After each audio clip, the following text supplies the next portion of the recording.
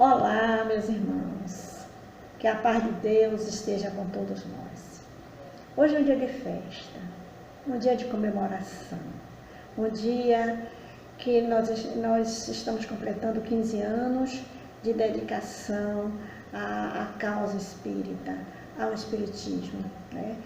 15 anos de trabalho, de muita luta, de muita alegria, de muito aprendizado.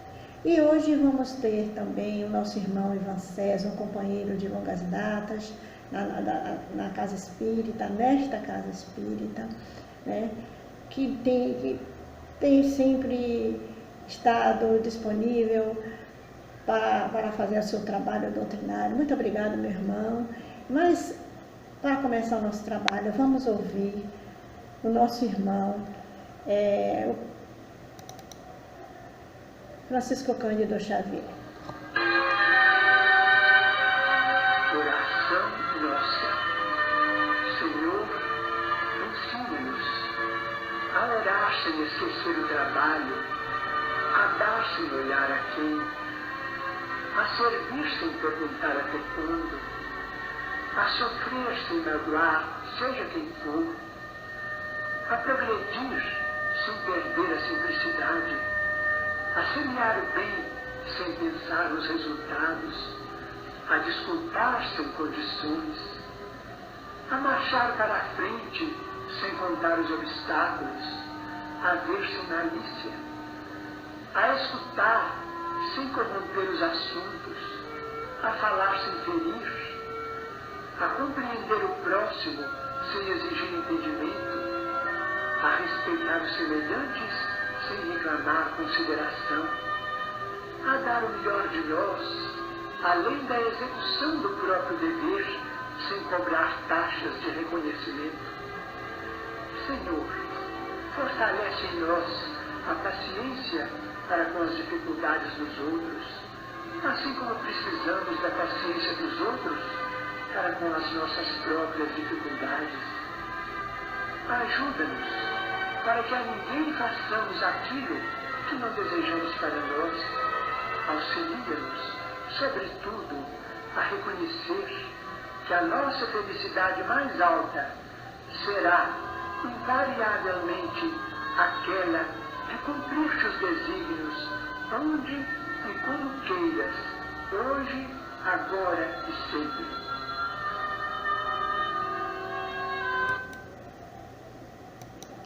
Com essa prece, convidamos o nosso irmão Ivan César para fazer a sua palestra na tarde de hoje. Que os bons espíritos o inspirem. Olá, amigas, olá, amigos. Você que está aí ligado no canal da Casa de Oração Esperanças e Consolações da nossa Cleo. Eu sou Ivan César e vim atender ao convite que me foi feito para falar por alguns minutos a vocês e debatermos um pouco a respeito das temáticas que a doutrina espírita nos apresenta. A proposta de hoje, pelos próximos mais ou menos 40 minutos, é que nós falemos sobre a Casa Espírita, o Centro Espírita e os desafios da nova era. Vocês já viram que aqui, além de mim, tem a participação também dos periquitos, que basta que eu comece a falar que eles já entrem em polvorosa, mas nada que vá atrapalhar o nosso trabalho aqui. Esse mais exibido é Jorge, é um periquito australiano que toda vez ele entra no meio da conversa. Se vacilar é até mais espírita do que eu. Mas, indo ao nosso tema, eu diria que o principal para iniciarmos esse trabalho agora é entendermos, basicamente, o que é um centro espírita. O que é uma casa espírita, um grêmio espírita, um lar espírita? Os nomes são inúmeros, mas no final das contas, a intenção é a mesma. O que é um centro espírita? Para que serve? Qual é a sua finalidade? Qual é o seu propósito? Parece até uma reflexão óbvia, uma pergunta óbvia, mas talvez não seja tanto assim. Inclusive, a principal referência para esse trabalho é um livro que ele já tem algumas décadas de lançado. É o livro O Centro Espírita, de Herculano Pires. Então eu trago aqui, não só de Herculano, mas de outras obras também, mas a base é o livro Centro Espírita de Herculano. Eu trago algumas reflexões que não foram feitas agora, em 2020, no século XXI. São reflexões que foram feitas há décadas e que ainda hoje, permanecemos nós, alguns de nós, com uma quantidade razoável de dúvidas. Então, vamos ver que contribuições são essas, que reflexões são essas, para que a gente possa engrenar aqui no nosso trabalho. Herculano Pires diz assim: se os espíritas soubessem o que é o centro espírita, quais são realmente a sua função e a sua significação, o espiritismo seria hoje o mais importante movimento cultural e espiritual da Terra. Se nós espíritas soubéssemos o que é o centro espírita, qual a função, qual o seu significado, hoje nós espíritas estaríamos fazendo parte da doutrina religiosa com o maior número de adeptos no planeta, segundo aí o pensamento de Herculano Pires. Para que serve um centro espírita? Por que o próprio Kardec ele não fundou um centro espírita? Ivan já começou a falar besteira aí. E a Sociedade Parisiense de Estudos Espíritas, o que era? Era uma sociedade de estudos espíritas,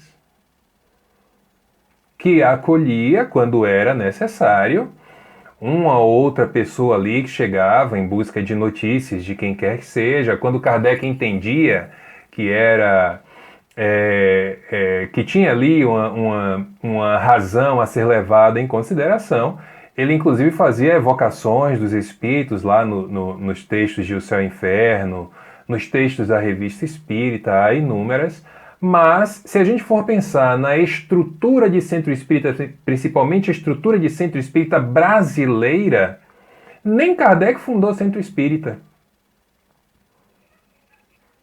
Então, nós brasileiros que adoramos centros espíritas, que saímos fundando aí centros espíritas, como se diz popularmente, à torta e à direita, qual é a função do centro espírita?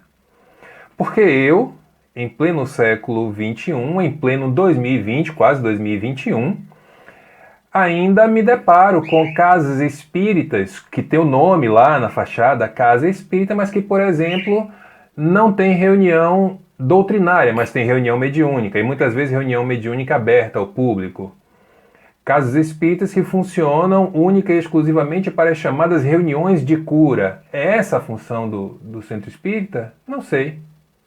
Não estou aqui para dizer qual é a função do centro espírita, não. Já tem bibliografia suficiente aí para a gente entender qual é a função e o significado do centro espírita. Agora eu vou me ater mais ao que Herculano disse. Se nós espíritas soubéssemos o que é o centro espírita, talvez hoje nós fôssemos a maior expressão religiosa, cultural e espiritual na Terra. Ou seja, nós, nos dizeres de Herculano, não sabemos o que é o centro espírita.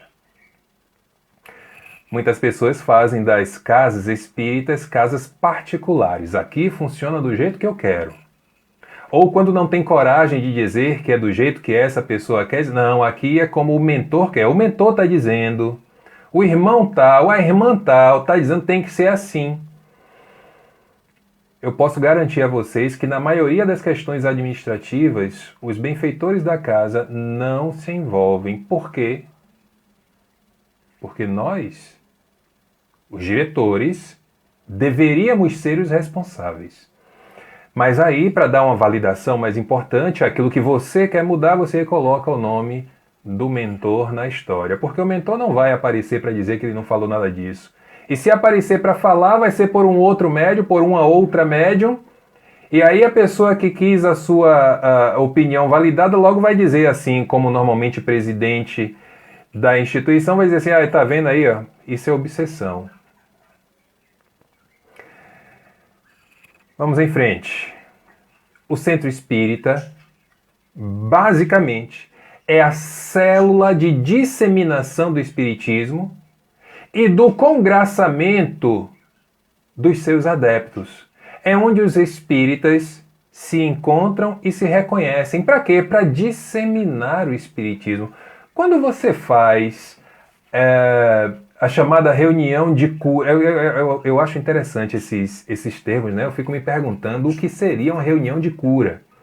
Porque a doutrina espírita fala na chamada cura individual, na cura do espírito, na cura da alma, diante das possibilidades que a gente tem aí, seja com uma palestra que você assiste, tem uma frase ali que você é tocado, que você é tocada, mas principalmente com o comportamento de uma pessoa ou de outra que lhe inspira a ser uma pessoa melhor. Mas aí quando você resolve fazer da casa espírita apenas um lugar das chamadas reuniões de cura, você está querendo curar o quê, finalmente? Porque, infelizmente, muitos de nós buscamos, por exemplo, os tratamentos desobsessivos para nos curarmos, entre aspas, porque curou muitas vezes o efeito, mas não cura a causa. E amanhã, depois de amanhã, na próxima semana, está fazendo a mesma coisa. E aí vai procurar de novo o centro espírita, vai pedir o tratamento de desobsessão, vai ser atendido, vai curar. Depois de amanhã, faz a mesma coisa. É por isso que Herculano fala que nós espíritas não sabemos o que é o centro espírita. Então, o lugar de disseminação na casa espírita se fala de quê? Espiritismo. Ivan, mas o leque é muito grande e Kardec nos orienta a falar sobre a atualidade numa ótica espírita, ok. E é isso mesmo que devemos fazer. Aliás, eu costumo dizer, em todas as palestras que eu já fiz na minha vida, e já passam de 900, eu nunca falei nada que não fossem dois assuntos: Jesus e Kardec. Mas você fala do tema X, do tema Y, do tema não sei o quê. Em todos os temas que eu falo, tem que ter o link com Jesus ou com Kardec. E o link com Kardec nada mais é que o link com o próprio Jesus. A ligação com o próprio Jesus. Então nós podemos falar de qualquer coisa, fazendo um transporte, trazendo o tema para a contribuição da doutrina espírita. E vamos, mas a doutrina espírita fala de tudo? Fala, se você souber procurar, se souber identificar, fala. E eu nem estou me referindo às obras de autores que vieram depois de Kardec, estou me referindo às obras da codificação e às obras suplementares, como eu gosto de chamar, que aí vem a Viagem Espírita, as edições da Revista Espírita, 11 anos de Revista Espírita, e todas as outras que nós temos lá do princípio e que ainda hoje são, eu diria, ilustres desconhecidas da maior parte dos espíritas.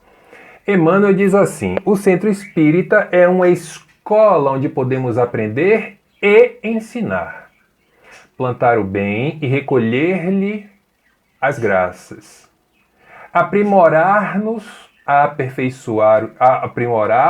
e aperfeiçoar os outros na senda eterna. Não se enganem, na casa espírita você não vai conseguir convencer ninguém a ser diferente. Você, apenas pela sua palavra. Porque palavra sem ação não vale de nada. Imagine que o palestrante X, ele vai em determinada instituição, aceita o convite de Cléo e ele diz assim: não, agora o tema é para falarmos do amor. E aí vai lá, faz uma palestra belíssima falando do amor. Mas aí encerrou a palestra, saiu do centro, aí foi saindo pelo portão, veio uma pessoa desatenta na rua, se bateu com esse palestrante que acabou de falar de amor. Aí ele olha para a pessoa e diz: você não está enxergando, não? Opa, e o assunto era amor. Imagina. é necessário fazer uma revisão. E eu não estou falando para os adeptos de qualquer ideal religioso que não o da doutrina espírita. Estou falando a nós espíritas e estou me incluindo nessa necessidade de revisão. Porque, como disse Dr. Bezerra de Menezes em uma mensagem já de alguns anos, de palavras nós já estamos fartos. O que nos falta são as atitudes, a atitude espírita, que a gente só vai aprender, ou melhor, que a gente tem a melhor chance de aprender numa casa espírita, desde que esta seja bem organizada, entendendo que ali nós encontraremos as mais diversas possibilidades de personalidades. Gente mais fácil de lidar, gente mais difícil de lidar, gente que reclama de tudo, gente que aceita tudo, gente que não reclama de nada. É da natureza humana. Se assim não fosse, nós não precisaríamos procurar centros espíritas. E aí eu posso falar para vocês de uma experiência pessoal. Né? Eu chego na casa espírita, 16 anos atrás, sem fazer a menor ideia de quem era Kardec, e depois que eu chego na casa espírita, eu descubro que eu também não fazia ideia de quem era Jesus. Só fui aprender no Espiritismo. Ou seja, foi Kardec quem me apresentou a Jesus. E que situação era aquela que me fez ir buscar algo que não fazia a menor ideia do que era? A necessidade de quê? Da alma. E fui buscar ali um dos meus pontos de apoio. Aí Herculano diz assim: mas o que fazemos em todo esse casto continente espírita é um imenso esforço de igrejificar o espiritismo, de emparelhá-la com as religiões decadentes e ultrapassadas, formando, por toda parte, núcleos místicos e, portanto, fanáticos, desligados da realidade imediata. O tema é a casa espírita e a nova era. O que é que a nova era está nos trazendo? Novas e excelentes possibilidades que você só consegue enxergar se tiver com vistas no presente, trabalhando o futuro. Aliás, trabalhando o presente com vistas no futuro. Agora, se a gente fica olhando para o passado, para experiências do passado, não vai mudar nada. Nós aprendemos e até repetimos que a doutrina espírita, por exemplo, é livre de dogmas. Não é verdade. Dogmas são verdades absolutas, verdades imutáveis. Aí eu posso perguntar a vocês: Deus existe? Algum espírita duvida que Deus existe? Algum espírita duvida da reencarnação? Da comunicabilidade dos espíritos? Da lei de causa e efeito? Do livre-arbítrio? Tudo isso são verdades imutáveis? Então são dogmas. O que a doutrina espírita faz de diferente, e aí nenhuma outra faz, é o tratamento que dá a esses dogmas, não impondo nada a ninguém. Não se convença por aquilo que Ivan está falando, se convença pela sua própria observação e experiência. Então, quando Herculano fala nessa ideia de igrejificar o espiritismo, olha, gente, nós temos feito tantas coisas sem necessidade. Já vi, por exemplo, isso eu falo até com certa frequência, já vi, por exemplo, reunião mediúnica que não começava porque o som não queria ligar. Mas onde é que tem escrito, gente, que reunião mediúnica só começa com música? Reunião mediúnica tem que ter música. Aí outro dia eu fazia uma palestra em determinada casa aqui na cidade, outro dia não, isso já tem alguns anos, e o tema era mediunidade. Eu entrei na ideia das reuniões mediúnicas, aí eu questionei, né? Mas onde é que está escrito que na reunião tem que ter a toalha da mesa, tem que ser branca? Onde é que está escrito que tem que ter toalha na mesa? Onde é que está escrito que tem que ter mesa? Aí uma pessoa no fundo da plateia levanta o braço e diz assim: não, tudo bem, mas a toalha, se tiver, por exemplo, não pode ser preta.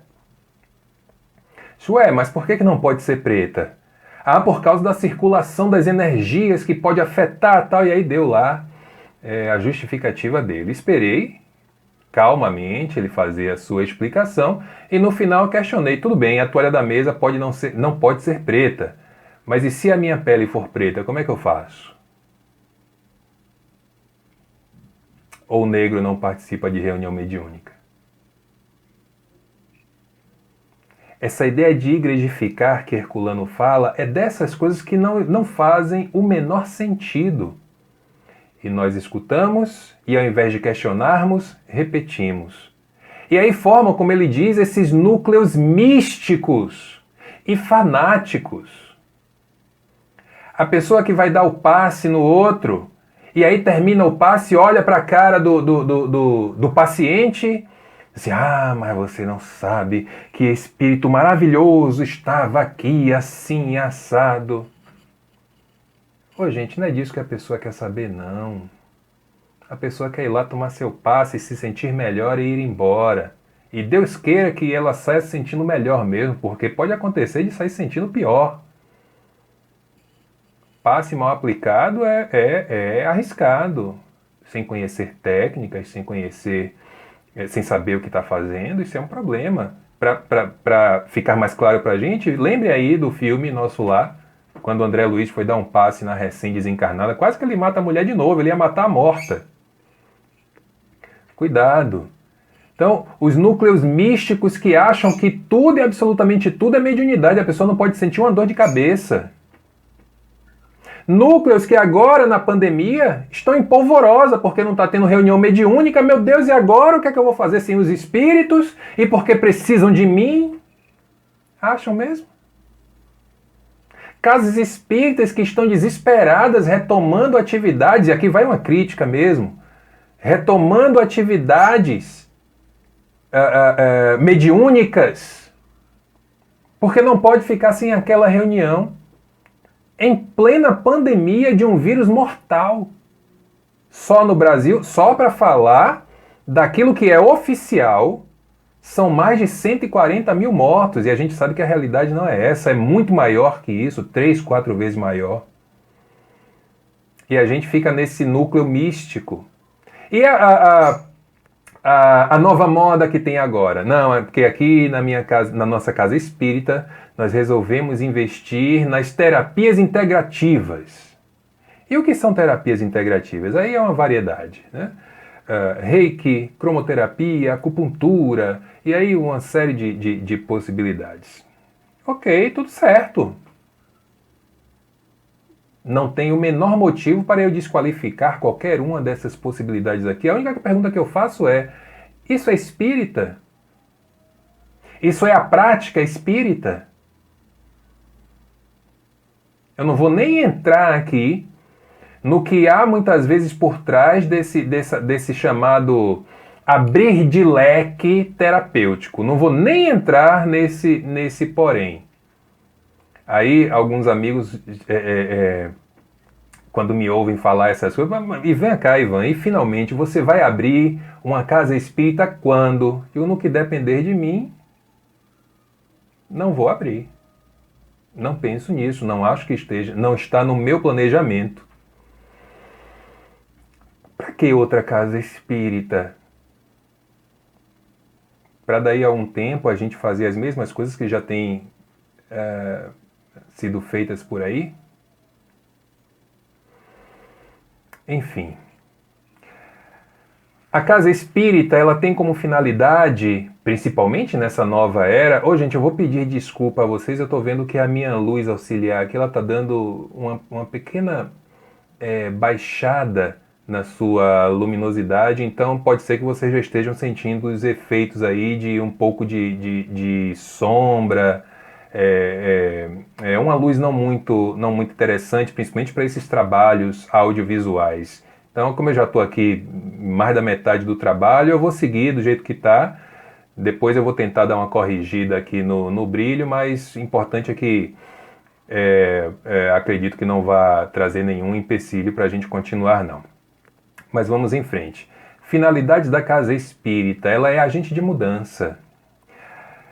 A casa espírita, como agente de mudança, ela nos proporciona tomar atitudes diferentes ante as dificuldades da vida. Olha aí a história da nova era. Quais são as dificuldades que a nova era tem nos trazido? E a Casa Espírita, ela vem nos dando essa oportunidade. E oportunidades essas que surgem principalmente nas palestras. Ah, mas aquele palestrante, aquela palestrante está fazendo aquilo ali, está falando aquilo ali, mas não é a sua prática, não tem problema, não se importe com a vida do outro, não. Porque de todas as palestras tem pelo menos uma frase que a gente possa aproveitar. Pegue essa e leve para a sua vida. Se o palestrante faz ou não faz, aí já entra no campo de responsabilidade dele. Não é de absolutamente ninguém. Lá no Evangelho segundo o Espiritismo, vocês podem olhar, inclusive, se quiserem aí agora, dá uma olhada no capítulo 17, capítulo Sede Perfeitos. Lá no item 4, no finalzinho, no último parágrafo, nas últimas linhas, tem escrito assim: reconhece-se o verdadeiro espírita pelo esforço que empreende pela sua transformação moral e pelo esforço que empreende para domar as suas más inclinações. É isso. Lembram quando no passado alguém nos falava alguma coisa que não gostávamos de escutar e a gente logo devolvia com uma coisa mais grave ainda? Quando não xingava ou quando não agredia fisicamente? Lembram desse passado? Aí começamos a conhecer a doutrina espírita e a coisa foi mudando. Bem devagar, como deve ser, para termos segurança. Ninguém vai entrar na casa espírita sendo essa pessoa agressiva e vai mudar da noite para o dia. Não, não é assim que funciona. Acho que nem na base da lavagem cerebral funciona desse jeito. É você ir tomando aqueles temas para o seu mundo íntimo, fazendo com que, pouco a pouco, as suas atitudes mudem.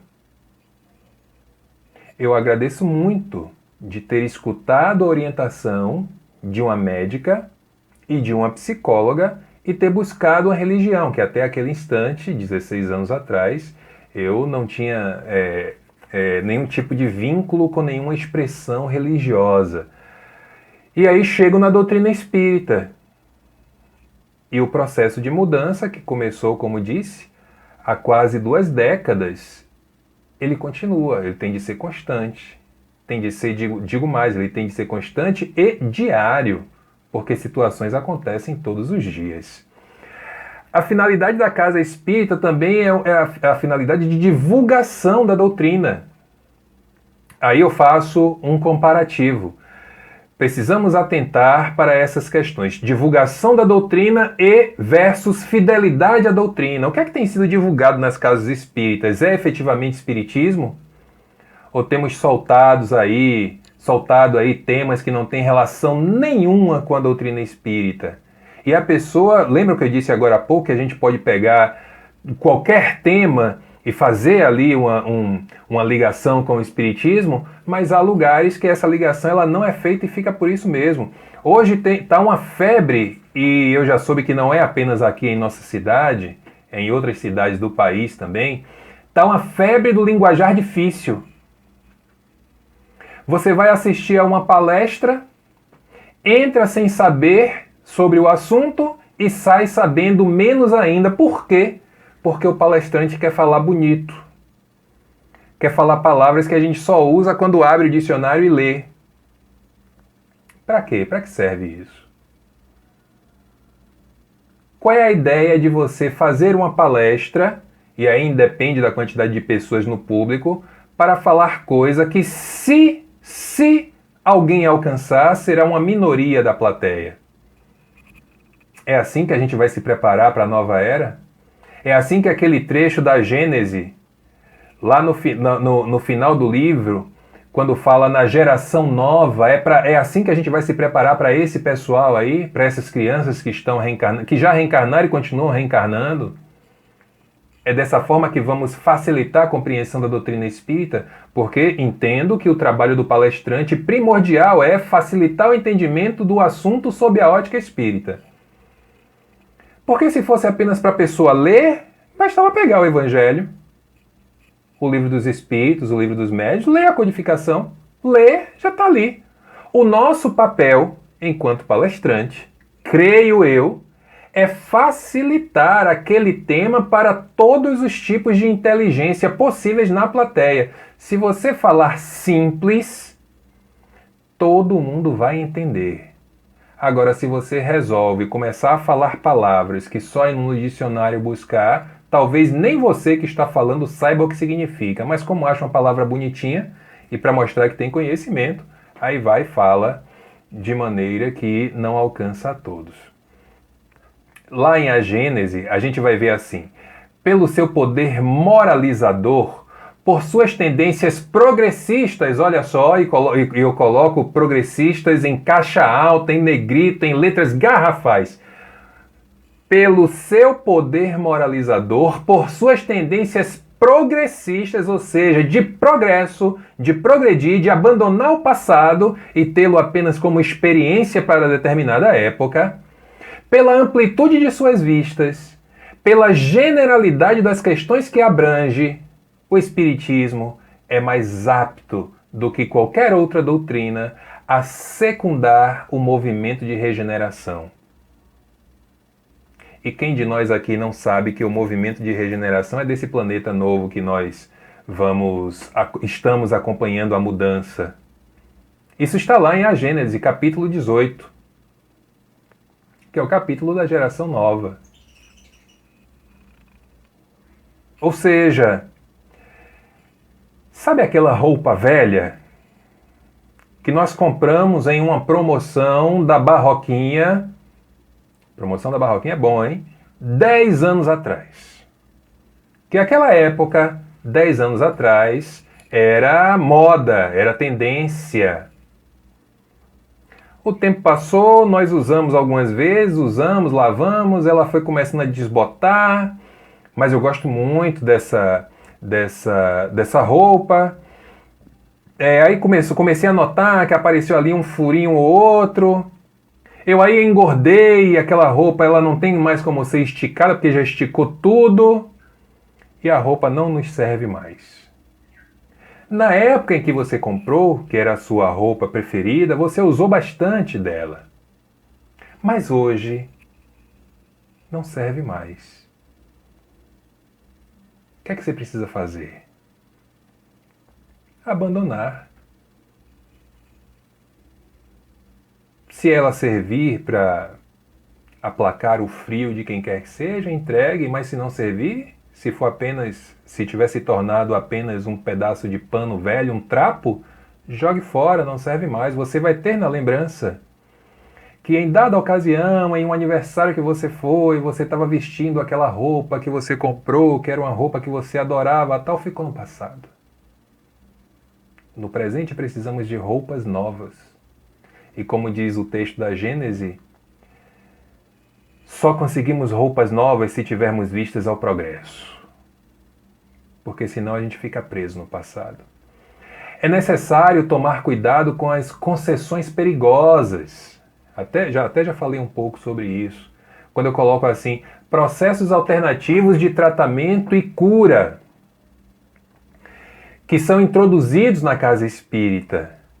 Processos alternativos, tais quais terapias de vidas passadas, cromoterapia, cristalterapia, pirâmide, projeciologia. Onde é que está o espiritismo aí?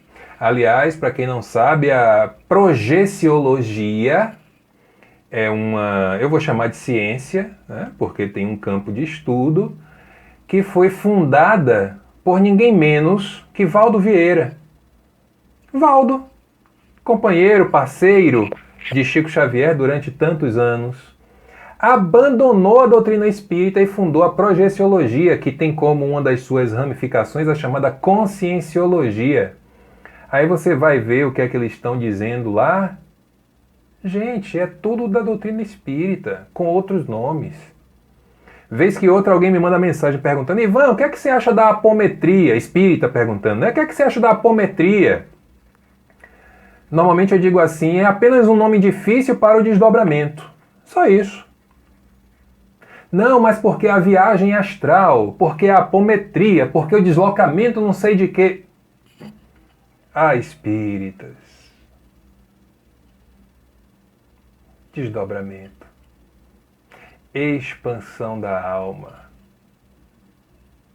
que vai para onde quer ir. E nós espíritas ficamos buscando termos novos, buscando neologismos para falar de algo que já deveríamos conhecer tão bem.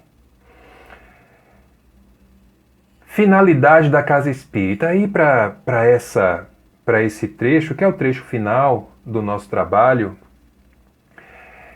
eu recorri de um pequeno livro, tecnicamente não é nem classificado como livro, né? É um opúsculo que se chama Novos Rumos para o Centro Espírita.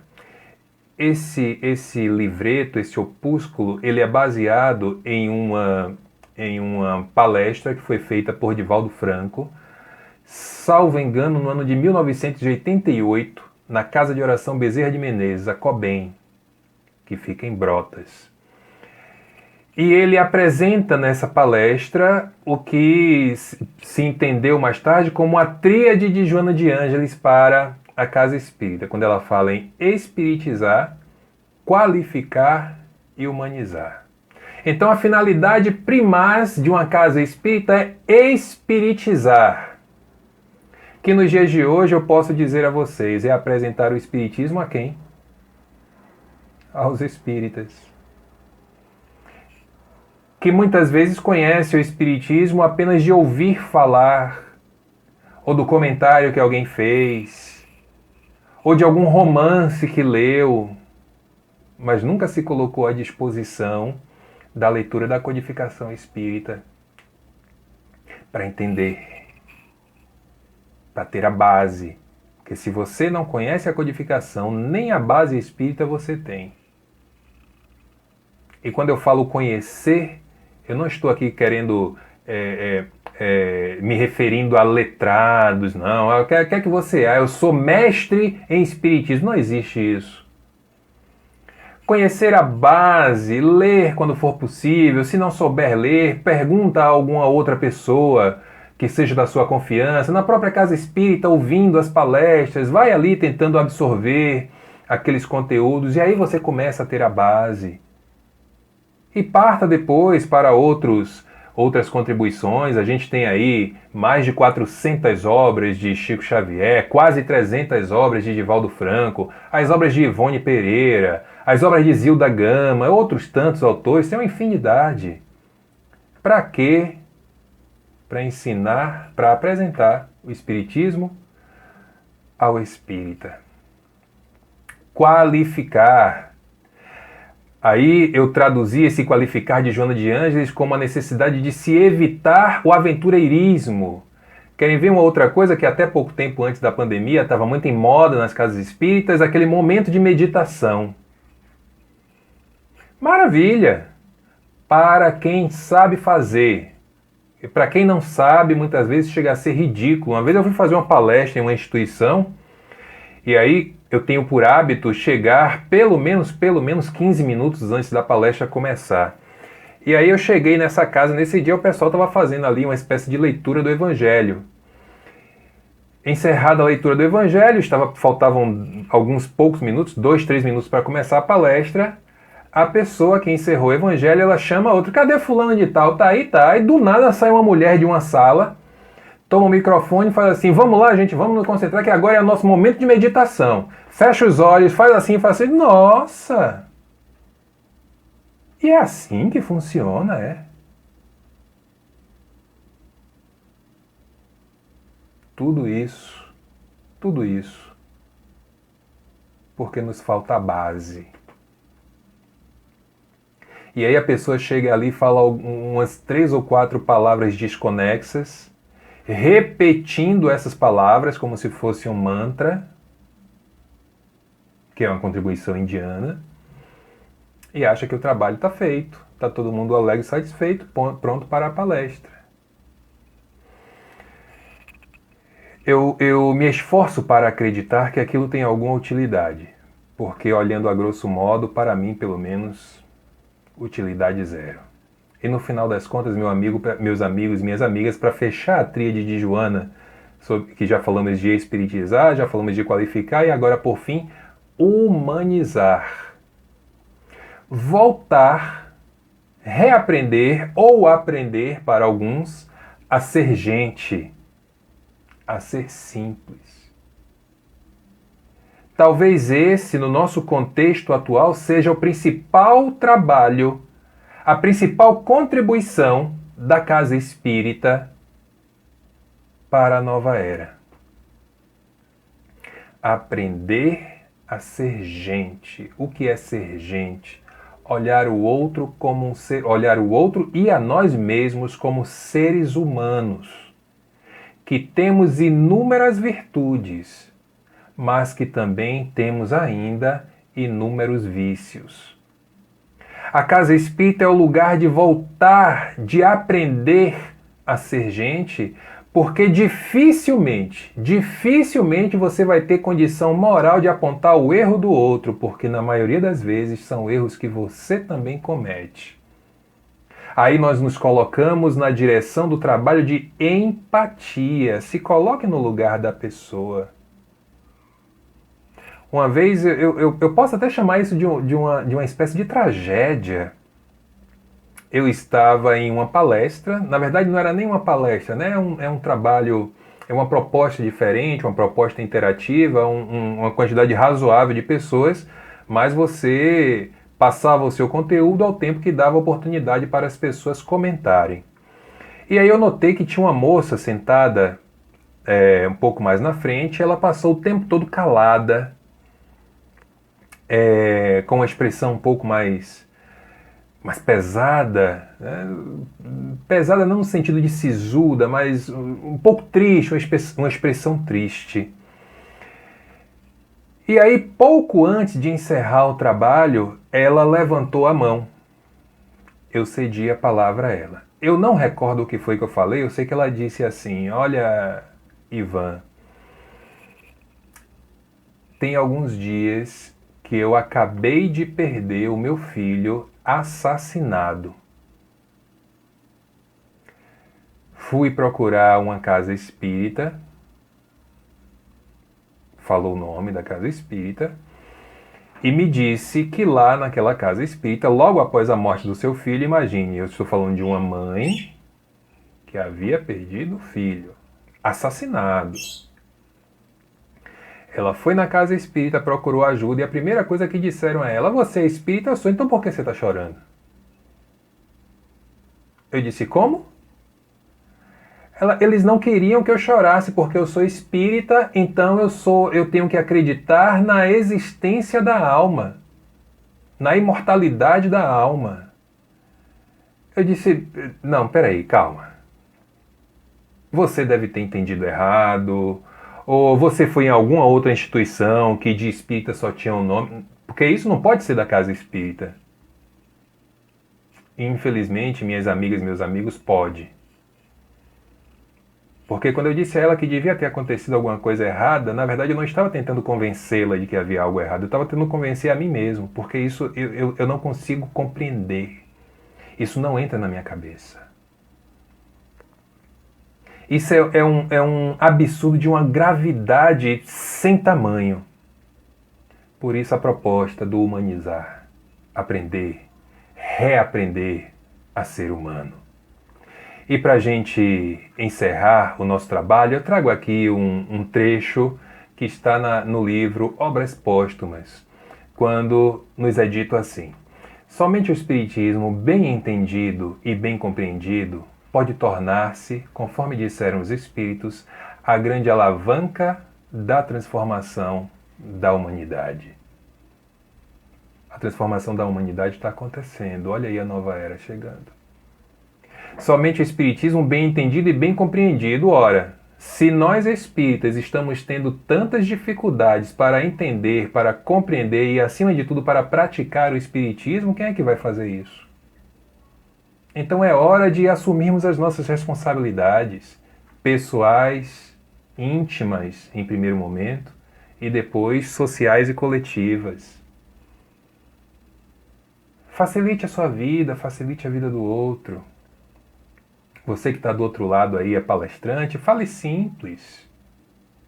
Mas acima de tudo, vamos adequar o nosso texto, as nossas atitudes, o que muitas vezes nem sempre é fácil. Aí a nossa porção humana fala mais alto.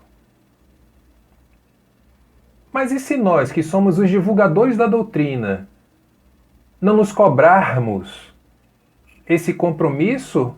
Aí é melhor desistir. Aí é melhor fechar as portas das casas e seguir por outros rumos. Porque não vejo sentido, não passo a não ver sentido nisso. O Centro Espírita e os desafios da nova era. Sabem qual é o principal desafio do Centro Espírita? Ser um Centro Espírita. E a partir daí, quando nós conseguirmos voltar a sermos centros espíritas, as coisas vão caminhar bem diferente, facilitando os passos não apenas para nós, trabalhadores, divulgadores, frequentadores, como para todos aqueles ao nosso redor, que com as mudanças nas nossas vidas também vão se animar a mudar as suas próprias, ainda que não sejam espíritas. Meus agradecimentos, viu? A vocês que estiveram aí, a Cleo pelo convite. Estou às ordens e não esqueçam, se lhe for possível, fique em casa, porque não acabou ainda. Que Jesus nos abençoe a todos e nos dê a tua paz. Muito obrigada, meu irmão Ivan César, pelo seu trabalho. Belíssimo trabalho que você realizou hoje. Bem, meus irmãos, vamos encerrar a nossa doutrinária comemorativa no dia de hoje, rogando a Jesus que nos abençoe, que nos dê força e coragem para continuarmos a nossa caminhada, continuarmos com esse compromisso de divulgar os ensinamentos de Jesus em todas as oportunidades que nos forem dadas, né? Emitida pelos bons espíritos, e rogamos a Jesus também que abençoe esta casa, que possamos repetir esta data por muitos e muitos anos. Que Deus abençoe a todos aqueles que colaboraram conosco, direto ou indiretamente, para que pudéssemos chegar até o dia de hoje. Gratidão também para todos aqueles nossos companheiros que estiveram conosco durante algum tempo e que nos ajudaram no plantio dessa semente. Gratidão à nossa irmã Adinólia, à nossa irmã Demária, ao nosso irmão William e ao nosso irmão Jean Jorge. Espero que a Adinólia esteja lá nos ouvindo, a Demária está em outra casa, e Jean Jorge e o William já estão assim em outra cidade, né, fazendo um trabalho também ligado à doutrina dos Espíritos. Bem, meus irmãos, rogamos também a Jesus que nos ampare e gratidão ao mentor espiritual desta casa, pela força, pela coragem que tem nos dado para prosseguir na nossa tarefa. Façamos, pois, as nossas rogativas pela paz no mundo também. Senhor Jesus, muito obrigado. Muito obrigado pelo que me destes, pelo que me dás, pelo ar, pelo pão e pela paz. Muito obrigado pela beleza que meus olhos veem notar da natureza. Olhos que contemplam o céu anil e se detêm na terra verde e salpicada de flores em tonalidades mil. Pela minha faculdade de ver, pelos cegos eu quero interceder. Por aqueles que vivem na escuridão e tropeçam na multidão, por eles eu oro e a te imploro consideração. Pois eu sei que depois desta lida, numa outra vida, eles enxergarão. Muito obrigada pelo meu lar. Mas é tão maravilhoso ter um lar. Não importa se este lar é uma mansão, um ninho, uma casa, um caminho, um bangalô, seja lá o que for. O importante é que dentro dele exista a presença da harmonia e do amor. O amor de mãe, de pai, de irmão, de uma companheira, de um companheiro de alguém que nos dê a mão, nem que seja a presença de um cão, porque é tão doloroso viver na solidão. Mas se ninguém tiver nem um teto para me agasalhar, nem uma cama para eu deitar, um ombro para eu chorar, alguém para desabafar, não reclamarei, não lastimarei, nem blasfemarei, porque eu tenho a ti. E então, muito obrigado, porque eu nasci. E pelo teu amor, teu sacrifício, tua paixão por nós, muito obrigado, Senhor. Muito obrigado a todos os meus companheiros, amigos de caminhada, que me ajudaram e me estimularam a chegar até a data de hoje. Gratidão eterna. Que Deus os abençoe.